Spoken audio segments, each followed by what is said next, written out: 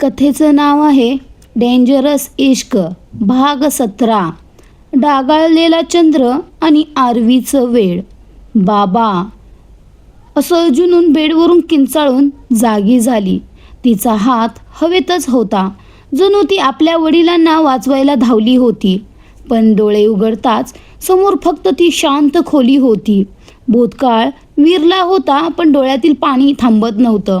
ती स्वतःचे अश्रू पुसतच म्हणाली, मला आत्ता काहीच नकोय, ना तो न्याय ना कुणाकडून बदला. मला फक्त जिवंत राहायचं आहे. ही ओढगस्तीची जिंदगी मी फक्त दुसऱ्यांसाठी जगते, नाहीतर मी कधीच संपलं असतं सगळं. रडता रडता तिला आरवीचं फोनवरचं बोलणं आठवलं. तो पैशांबद्दल आणि जीवे मारण्याबद्दल बोलत होता. जुनून घाबरली. मिस्टर गँगस्टर माझ्या मामा मामीबद्दल तर बोलत नव्हते ना? जर त्यांना काही झालं तर मी स्वतःला कधीच माफ करू शकणार नाही. मला त्यांना वाचवावं लागेल. ती तातडीने खोलीबाहेर पडली. हॉलमध्ये कोणीच नव्हतं. ती मुख्य दरवाजाकडे धावली, पण बाहेर उभे असलेले गार्ड्स पाहून तिची पावलं थबकली. गेल्या वेळी तिच्यामुळे एका गार्डला जीव गमवावा लागला होता. आता तिला कोणाचाही बळी नको होता, म्हणून ती आत वळणार इतक्यात तिचा पाय कशाला तरी अडखळला. खाली एक कागदाचा बोळा पडला होता. तिने तो उघडला आणि त्यावर लिहिलं होतं ते पाहिलं. तुला इथून बाहेर पडायचंय ना? आरवीच्या भीतीमुळे तू जाऊ शकत नाहीयेस, पण माझ्याकडे एक मार्ग आहे. मी पण एक मुलगीच आहे आणि तुझी अडचण समजू शकते. विलाच्या मागच्या बाजूला बॅकयार्डमध्ये जा. तिथे एक छोटा दरवाजा आहे. तिथून तू कोणालाही न कळता जाऊ शकतेस, पण या पत्राबद्दल कोणालाही काही सांगू नकोस. ते पत्र वाचून जुनूनच्या डोळ्यात पाणी आलं. तिला आता हे पडताळून पाहायचं नव्हतं की पत्र कोणाचं आहे. तिला फक्त मामा मामींकडे पोहोचायचं होतं. तिने ते पत्र नष्ट केलं आणि बॅकयार्डच्या दिशेने धाव घेतली. तिथे खरोखरच एक मोठा दरवाजा होता, ज्यावर ना पहारा होता ना कुलूप. विलाच्या लखलखत्या दिव्यांकडे बघताना तिच्या डोळ्यांसमोर एकदा आरवीचा चेहरा चमकला. पण दीर्घ श्वास घेऊन ती त्या कैदेतून बाहेर पडली. बाहेर रस्ता पूर्णपणे सुनसान होता. तिने एकदा एका वाटसरूला क्लार्क कॉलनीचा पत्ता विचारला. तो म्हणाला, 2-3 किलोमीटर आहे, पण इतक्या रात्री रिक्षा मिळणार नाही. पायपीटच करावी लागेल तुम्हाला.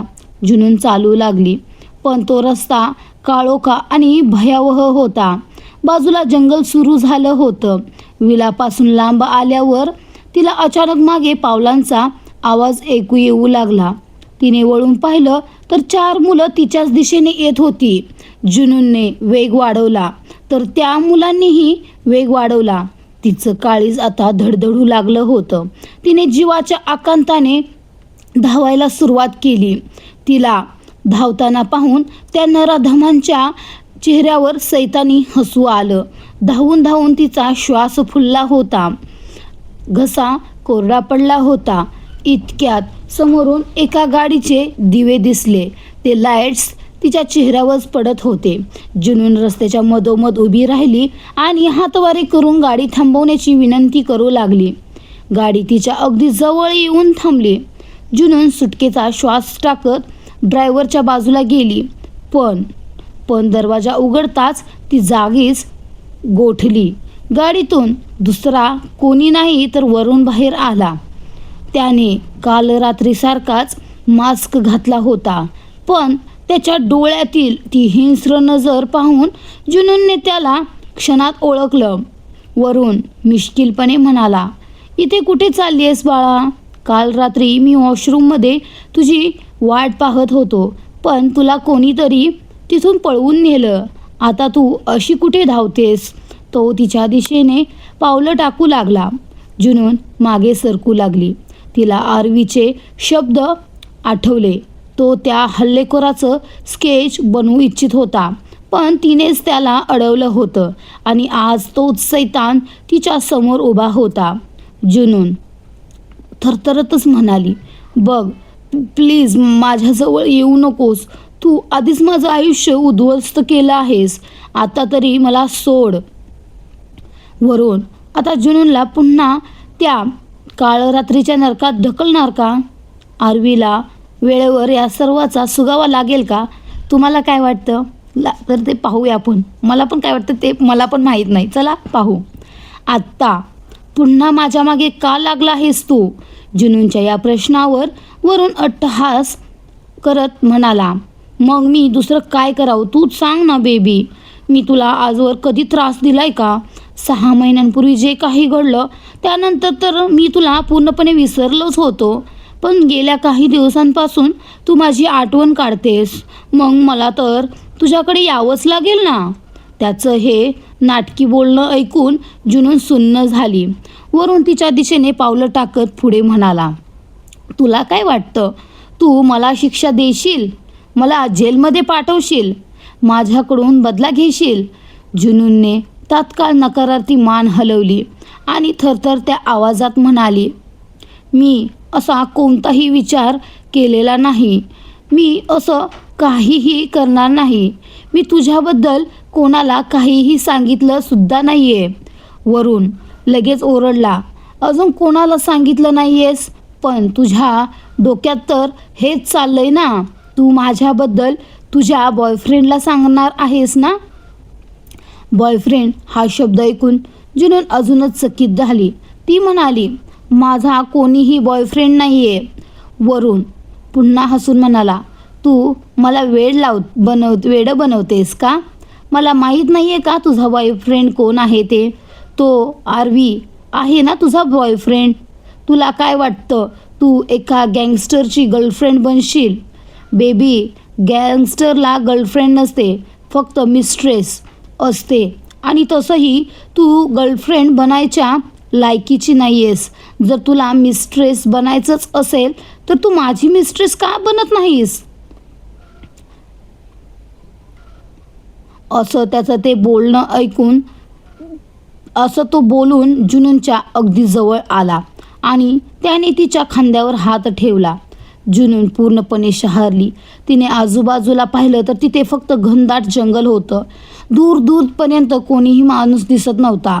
वरून हसून म्हणाला, काय झालं? तुला वाटतंय का इथे कोणी तुझ्या मदतीला येईल? इथे कोणीही तुझ्या मदतीला येणार नाही आहे बेबी. इथे फक्त मी, तू आणि हे गडद जंगल आहे. तसंही जी मज्जा जंगलात आहे ती दुसरीकडे कुठेच नाही. असं बोलून त्याने जुनूनचा हात गच्च धरला आणि तिला ओढत जंगलाच्या आत नेण्यास सुरुवात केली. जुनून हताशपणे त्याच्याकडे बघतच राहिली आणि झटपट करू लागली. तिने वरूनच्या तावडीतून आपला हात सोडण्याचा आटोकाट प्रयत्न सुरू केला. ती मात्र सतत झटपट करत होती, पण वरूनची पकड अतिशय घट्ट होती. तिला ओढत नेताना वरूनच्या नजरेत फक्त आणि फक्त क्रूरता आणि वासनाच होती. तर जुनूनच्या मनात फक्त आणि फक्त मृत्यूचं सावट होतं.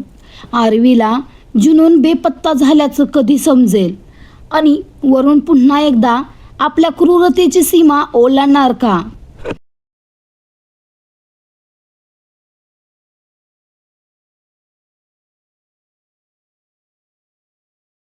जुनून रडत रडत गयावया करू लागली, प्लीज प्लीज मला सोडून द्या. मी तुमचं काय वाकडं केलंय? मी खरंच कोणासमोर तुमचं नाव घेतलं नाही आणि कधी घेणारही नाही. मला कोणता बदला नकोय. मला फक्त जगायचं आहे. मी अगोदरच उद्ध्वस्त झाली आहे. तुम्ही मला जिवंतपणी मारून टाकलत. आता पुन्हा का माझ्या मागे लागलात? मी तुमच्यासमोर हात जोडते, पाया पडते.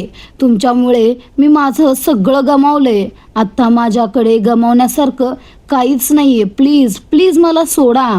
जुनूनचा आकांत सुरूच होता, पण वरूनच्या चेहऱ्यावर मात्र एक क्रूर हास्य होतं. त्याने तिला ओढत जंगलाच्या मध्यभागी आणलं होतं. अचानक त्याने तिचा हात झटकला. जुनूनने पुन्हा मागे पळण्याचा प्रयत्न केला, पण वरून गरजला, तुला काय वाटतं? तू इथून पळून जाशील आणि मी तुला जाऊ देईन? अजिबात नाही. आता इथे तेच होईल जे मला तुझ्यासोबत करायचंय. असं बोलून त्याने तिच्यावर झडप घातली. जुनूनने निसटण्याचा खूप प्रयत्न केला, पण तिच्या कुर्तीचा खांदा वरूनच्या हातात आला आणि कपडा जोरात फाटला. जशी कुर्ती खांद्यावरून थेट छातीपर्यंत खाली फाटत आली. जुनूनने कसं तरी स्वतःला सावरलं. वरून पुन्हा अट्टहास करत म्हणाला, सांगितलं होतं ना बेबी, पळायचा प्रयत्न करू नको. त्याने तिला जोरात धक्का दिला. जुनून जमिनीवर कोसळली. तिच्या डोळ्यांसमोर 6 महिन्यांपूर्वीचा तोच प्रसंग, तेच जंगल आणि हाच धराधम दिसू लागला. आणि वरूणने आपला मास्क काढला, पण अंधारामुळे जुनूनला त्याचा चेहरा स्पष्ट दिसत नव्हता. तो तिच्यावर वाकला आणि तिच्या मानेवर आपले ओठ टेकवत म्हणाला, त्या दिवशी आम्ही तुला जाळून टाकलं होतं, पण तू वाचलीस. बरं झालं वाचलीस. जर जळून गेली असतीस तर आज मी पुन्हा हा क्षण कसा अनुभवला असता. त्याचा हात तिच्या पाठीवर फिरू लागला. जुनूनच्या डोळ्यातून मात्र अश्रूच्या धारा वाहत होत्या. इतक्यात तिचा हात जमिनीवर असलेल्या एका दगडावर पडला. तिने तो दगड गच्च मुठीत पकडून धरला. तिच्या कानात स्वतःच्या किंकाळ्या आणि वडिलांची जळती चिता पुन्हा पुन्हा दिसत होती. वरूणने तिच्या मानेवर दात गडवले आणि तिला अक्षरशः नोचू लागला. त्याचे हात तिच्या शरीरावर फिरत असताना तिला असं वाटत होतं जणू तिला आळ्या खात आहेत. वरूणच्या तोंडात रक्ताची चव आली होती. त्याने जुनूनला इतक्या जोरात चावा घेतला होता की तिच्या मानेतून रक्त वाहू लागलं होतं. तो गुदमरलेल्या आवाजात म्हणाला, 6 महिन्यांपूर्वी तू फक्त सुंदर होतीस, पण आता तर तू अप्सरा झाली आहेस. तुझं हे शरीर, तुझी ही कंबर, मन करतंय तुला अख्खी खाऊन टाकावं. तो बोलतच होता की अचानक त्याची एक भीषण किंकाळी आकाशात घुमली. जुनूनने आपल्या हातातील तो दगड पूर्ण ताकदीनिशी वरूणच्या डोक्यात हाणला होता. वरूणने रक्ताळलेल्या डोक्यावर हात ठेवला. जुनूनने त्याला जोरात धक्का दिला आणि ती बाहेरच्या दिशेने पळू लागली. पण वरूणने हार मानली नव्हती बरं का. त्याने जमिनीवरूनच तिचा पाय पकडला आणि तिला खाली ओढलं. जुनून जोरात जमिनीवर आदळली आणि तिच्या तोंडून एक वेदनेची किंकाळी बाहेर पडली. वरूणने तिला खाली पाडलं होतं. तिच्या हातातला तो दगडही दूर फेकला गेला होता. जुनून अंधारात चाचपडत पुन्हा तो दगड शोधू लागली. वरून संतापाने ओरडला, तुझी इतकी हिंमत की तू मला मारलंस.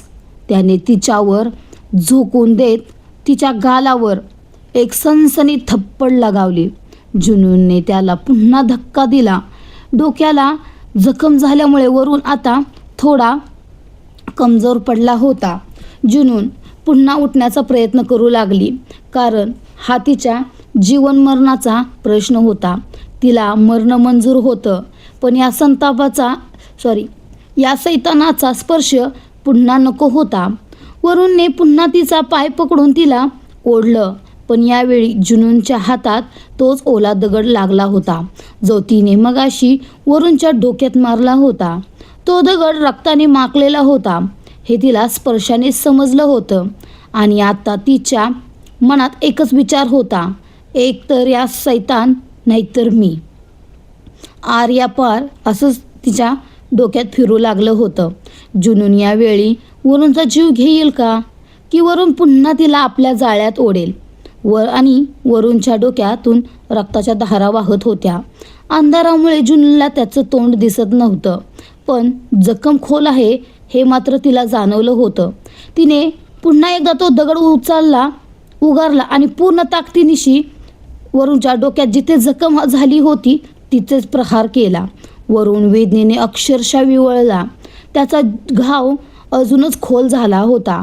तो रक्ताच्या थारोळ्यात स्वतःला सावरण्याचा प्रयत्न करत असतानाच जुनूनने संधी साधली आणि तिथून जीवाच्या आकांताने पळ काढला. वरूणला आत्ता काहीच सुचत नव्हतं. त्याची नजर धूसर झाली होती आणि तो बेशुद्ध पडण्याच्या बेतातच होता. दुसरीकडे जुनून धावत धावत खूप लांब आली होती, पण रस्ता अजूनही दिसतच नव्हता.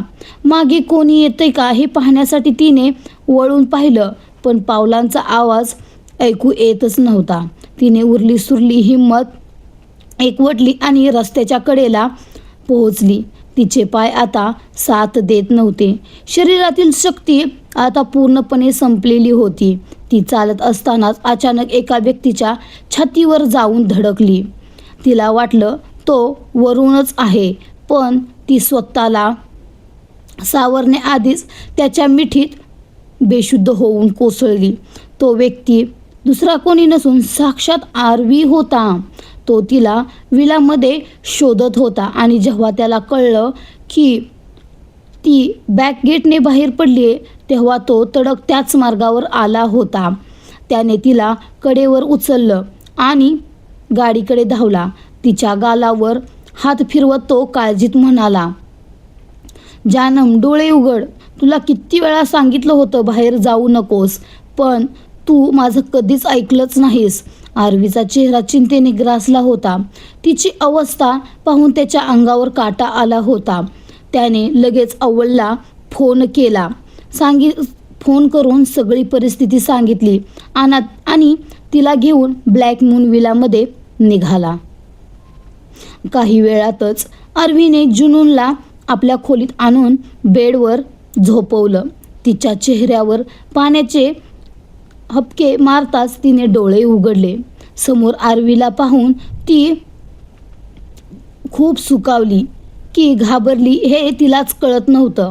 ती शुद्धीवर येताच रडत रडत ओरडू लागली, तो नराधम माणूस, त्याने पुन्हा एकदा माझ्यासोबत तेच घाणेरडं कृत्य करण्याचा प्रयत्न केला. त्या सैतानानेच मला पूर्वी जाळलं होतं आणि आज पुन्हा तो मला विद्रूप करायला आला होता. त्याने मला पुन्हा अशुद्ध केलं. तिचं हे बोलणं ऐकून आरवीचा मात्र संताप अनावर झाला. त्याने जुनूनचा चेहरा आपल्या बोटांमध्ये गच्च पकडला. जुनून शांत झाली, पण तिचं शरीर भीतीने थरथरत होतं. आरवी रागाने थरथरत म्हणाला, मी तुला सांगितलं होतं ना, इथून कुठेही जायचं नाही. तू माझ्या जवळ याच खोलीत सुरक्षित राहणार होतीस, पण तू माझं ऐकलंच नाहीस आणि पुन्हा त्याच संकटात स्वतःला झोकून दिलं, जिथे मला तुला कधीच पाहायचं नव्हतं. तुला माझं बोलणं का समजत नाही? त्याने एका झटक्यात तिचा चेहरा सोडला. जुनूनच्या डोळ्यात पाणी होतं. आरवी कठोर स्वरात म्हणाला, आत्तापर्यंत मी तुला प्रेमाने समजावत होतो, पण तुला तर मात्र प्रेमाची भाषा समजतच नाही असं वाटतंय. इथून पुढे जे काही होईल ते प्रेमाने नक्कीच नसेल. असं बोलून आरवी तडक बाहेर पडला आणि जाताना बाहेरून दरवाजा जोरात लॉक केला.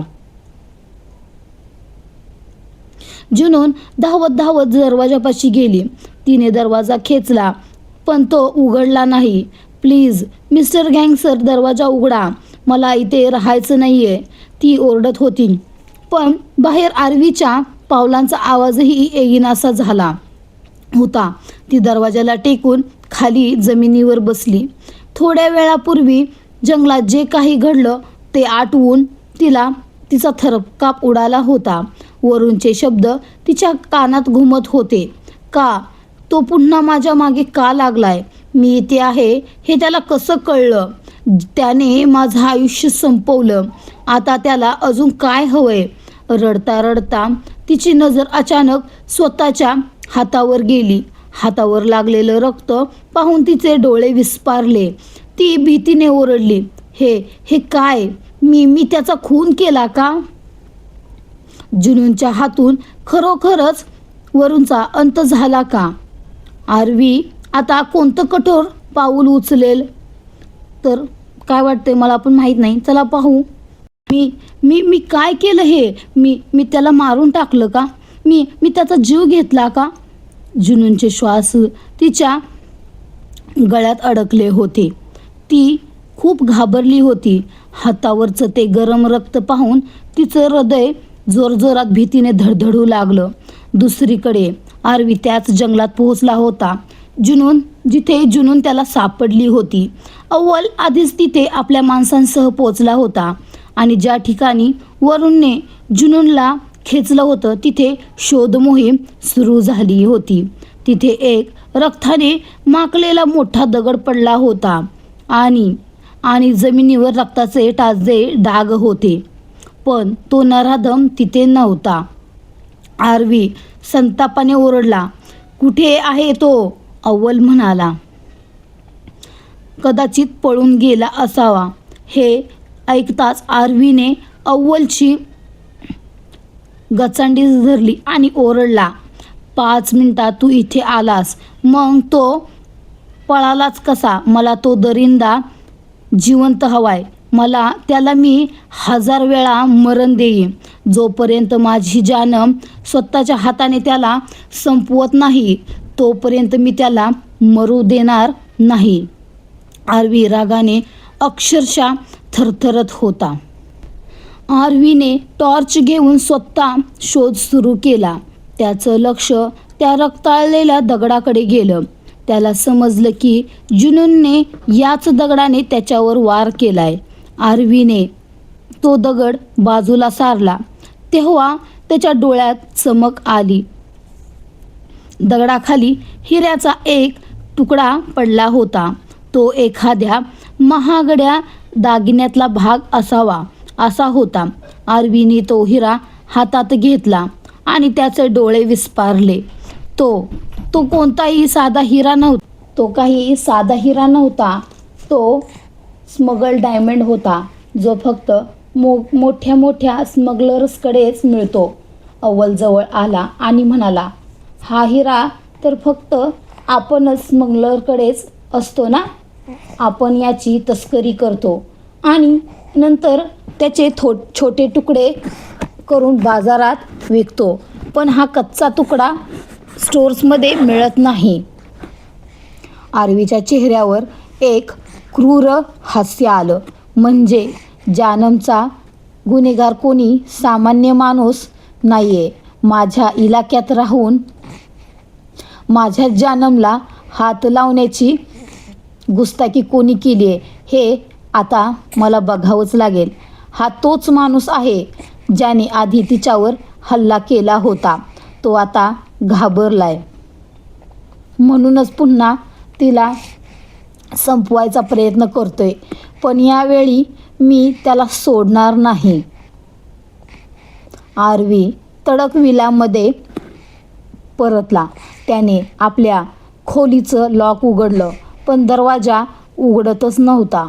त्याने जोर लावला तेव्हा त्याला दिसलं की जुनून दरवाजालाच टेकून जमिनीवरच बेशुद्ध पडली होती. त्याने तिला काळजीत कडेवर उचलून घेतलं आणि बेडवर झोपवलं. तिच्या चेहऱ्यावर पाण्याचे हबके मारले, पण यावेळी ती शुद्धीवर आली नाही. घाबरलेल्या आरवीने लगेच डॉक्टरला बोलावलं. डॉक्टर आले. आरवीची ती भयानक मुद्रा पाहून त्यांचे हात थरथरू लागले होते. आरवी दात ओठ खाऊन म्हणाला, "लवकर बघ काय झालंय तिला." डॉक्टर घाबरतच म्हणाले, तुमच्या पत्नी आहेत का?" आरवी गरजला. "तुला काय करायचंय? फक्त तिची एक प्रकृती कशी आहे ते सांगा." डॉक्टर म्हणाले, "त्या शुद्धीवर येतील, पण त्या प्रचंड तणावात आहेत. त्यांना खूप स्ट्रेस आहे आणि त्या डिप्रेशनमध्ये गेलेल्या दिसतायत. अशा वेळी त्यांना खूप प्रेम आणि काळजीची गरज आहे." डॉक्टर औषधं देऊन तिथून पळाले. आरवी जुनूनच्या बाजूला येऊन बसला. तिच्या चेहऱ्यावर रक्ताचे काही डाग होते. आरवीने कपाटातून रुमाल काढला. तो ओला केला आणि अत्यंत नाजूकपणे जुनूनच्या गालावरचे ते रक्ताचे डाग पुसले.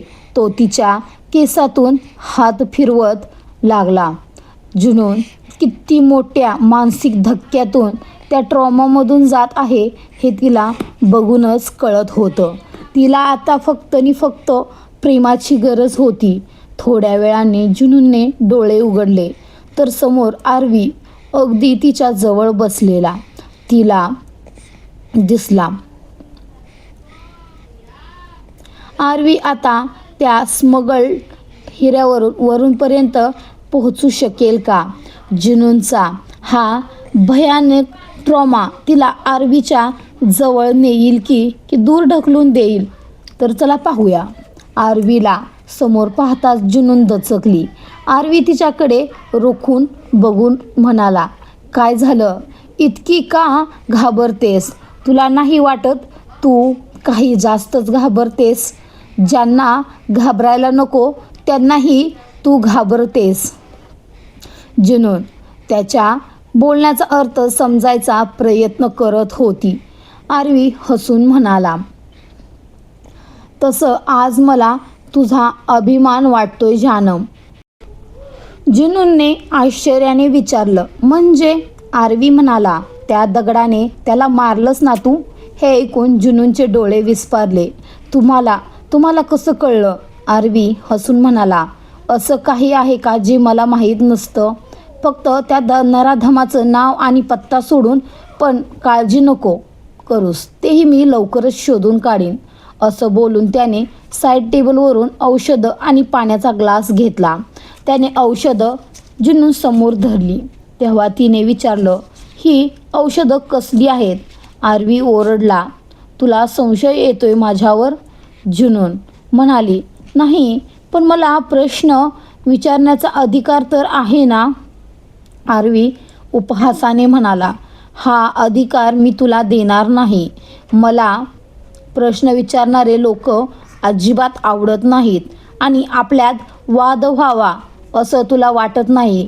त्यामुळे गुपचूप औषधं घे. जुनून संतापाने म्हणाली, मी औषध घेणार नाही.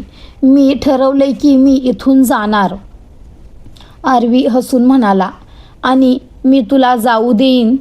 तुझा हा विनोद खरंच खूपच चांगला होता, पण त्यावर मला हसू आलं नाही. घे आता औषध. जुनून ओरडली, मी आजारी नाहीये, मला फक्त इथून जायचंय. आरवीचा चेहरा आता रागाने काळा ठिक्कर पडला होता. जुनून त्याच्या नजरेला नजर न भिडवता म्हणाली, तुम्ही कितीही रागाने बघा, पण मी तुमच्या या नराधमपणाला घाबरत नाही. आरवी गरजला, तुला माझ्यापासून घाबरायची गरजही नाहीये. मला अख्खी दुनिया घाबरते आणि तो सैतानही मला घाबरतो. म्हणूनच तो तुझ्यावर तेव्हाच वार करतो जेव्हा तू एकटी असतेस. जर इतकाच मर्द असेल तर माझ्यासमोर यावं त्याने. त्याची मर्दानगी शरीरापासून वेगळी नाही केली तर नाव सांगणार नाही. आरवीचे डोळे आगीच्या गोळ्यासारखे लाल झाले होते. जुनून बेडवरून उठली. आरवीने तिचा हात पकडून तिला पुन्हा बेडवर खेचलं. जुनून ओरडली, नाही, तुम्ही वेडे झालात का? तुम्हाला समजत कसं नाही आहे का मी काय सांगते ते? तुम्ही माझ्यावर जबरदस्ती करू शकत नाही. जे लोक 6 महिने माझ्याकडे डुंकूनही बघत नव्हते ते आता पुन्हा मला त्रास देत आहेत, कारण त्यांना भीती वाटते की मी तुमच्याजवळ आहे आणि मी तुमच्यापासून लांब गेले की तेही मला सोडतील. त्यांना वाटतंय की मी तुम्हाला सांगून त्यांना शिक्षा देईन, पण मला कोणालाही शिक्षा द्यायची नाही आहे. प्लीज मला जाऊ द्या.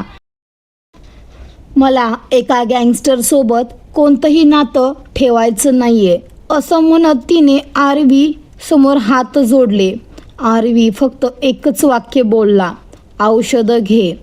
जुनूनने रागाच्या भरात त्याचा हात झटकला, ज्यामुळे औषधं जमिनीवर विखुरली गेली आणि पुढच्या क्षणी आरवीची एक जोरात थप्पड जुनूनच्या गालावर बसली.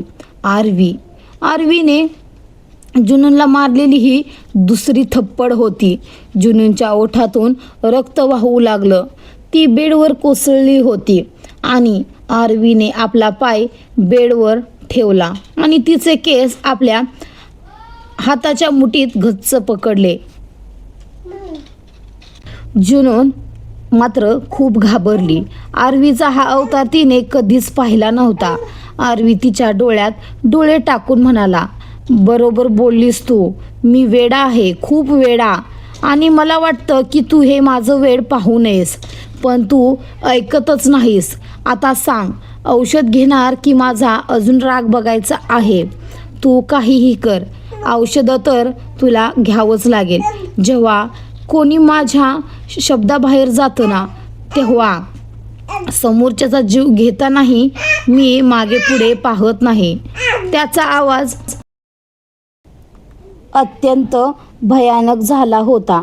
जुनूनच्या डोळ्यातून फक्त अश्रू वाहत होते. आरवीने दुसरी औषधं घेतली आणि तिच्या समोर धरली, पण जुनूनने तोंड फिरवलं.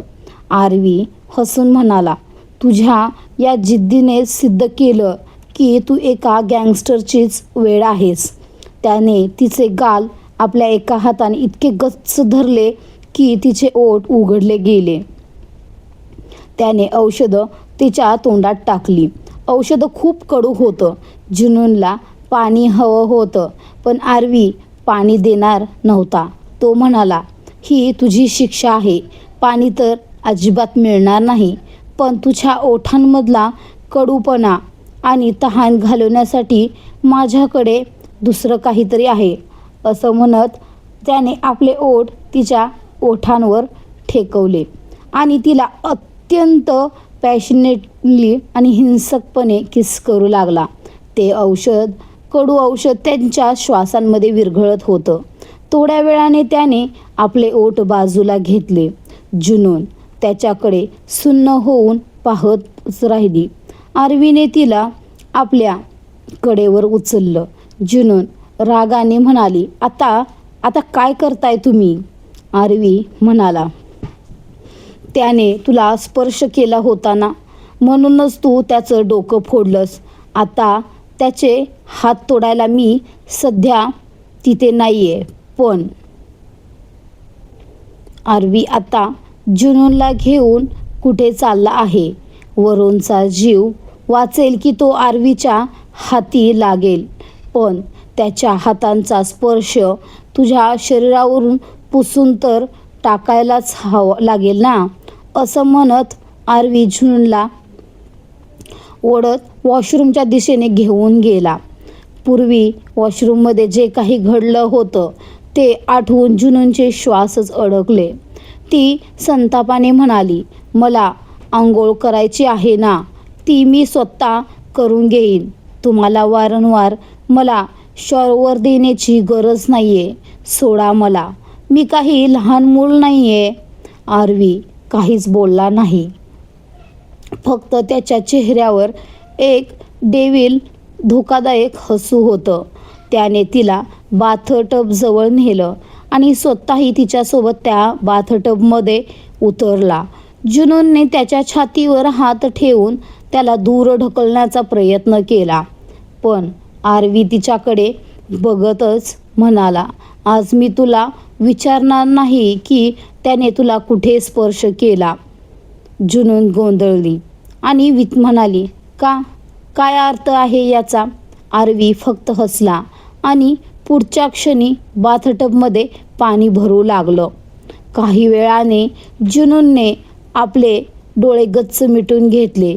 ती पूर्णपणे आरवीसमोर होती आणि तिला स्वतःच्या जळलेल्या शरीराची खूप लाज वाटत होती. तिला स्वतःबद्दलच वाईट वाटत होतं. मग आरवी समोर तर तिला अजूनच संकोचल्यासारखं होत होतं, पण आरवी मात्र तिच्या त्या जळलेल्या खुणांनाही अत्यंत प्रेमाने आणि शिद्दतीने चुंबत होता. त्याने तिच्या शरीराचा एकही असा भाग सोडला नाही जिथे त्याने आपले ओठ टेकवले नाहीत. शेवटी तो तिच्या चेहऱ्याजवळ आला. जुनूनचा चेहरा लाजेने लाल झाला होता आणि डोळ्यातून अश्रू वाहत होते. आरवी म्हणाला, तू रडतेस का? जुनून रडतच म्हणाली, तुम्हाला वाईट नाही वाटत? आरवीने विचारलं. कशाचं? जुनून उपहासाने हसली. मला हे विचारायची गरज आहे का? तुम्ही कोणाला वेडं बनवताय? मला समजत नाहीये तुम्हाला नक्की काय हवंय. जो माणूस जगातील कोणत्याही सुंदर मुलीला आपलंसं करू शकतो, तो एका जळलेल्या मुलीसोबत. ती बोलता बोलता थांबली, पण तिचे रडवेले डोळे सगळं काही सांगून जात होते. आरवी तिच्याकडे पाहत म्हणाला, कोणी सांगितलं तू जळलेली आहेस? मला तर तू खूप सुंदर वाटतेस. जसा चंद्र असतो ना, एकदम तशीच. चंद्रावरही डाग असतात, तसे काही डाग तुझ्यावरही आहेत, पण ते तुला अधिक सुंदर बनवतात. माझ्यासाठी या जगातील सर्वात सुंदर मुलगी तर तूच आहेस. आता माझी नजर तुझ्यावर स्थिरावली आहे आणि ती दुसरीकडे कुठेही जाणार नाही. माझी प्रत्येक गरज फक्त तूच आहेस. हे ऐकून आरवी तिच्या मानेचे मुक्के घेऊ लागला. तेव्हा जुनून अचानकच म्हणाली, पण मी तुमची कोणतीही गरज कधीच पूर्ण करू शकणार नाही. तुम्ही या प्रेमाच्या गोष्टी करत राहा, मला त्यात रस नाही. मी स्वतःला कधीच तुमच्या स्वाधीन करू शकणार नाही. आरवीने आश्चर्याने तिच्याकडे पाहिलं. जुनून नजर झुकवून म्हणाली, मला माहीत आहे आपल्यात पूर्वी काहीही झालेलं नाही. आधी मला वाटलं होतं की मी बेशुद्ध असताना तुम्ही माझ्यावर जबरदस्ती केली, पण आत्ता मला सत्य समजले. याचा अर्थ असा नाही की भविष्यात आपल्यात काही होईल. माझ्याकडून तुम्हाला कधीच परवानगी मिळणार नाही. आरवी मिश्किलपणे हसला. परवानगी कुणाला हवी आहे जानम? ती तर माझी शराफत आहे की मी तुला काही म्हणून म्हणत नाहीये. अन्यथा मी ठरवलं आणि तू माझी झाली नाहीस, असं होऊच शकत नाही. असं म्हणत त्याने पुन्हा तिचे ओठ आपल्या ओठांत घेतले आणि तिला पॅशनेटली किस करू लागला.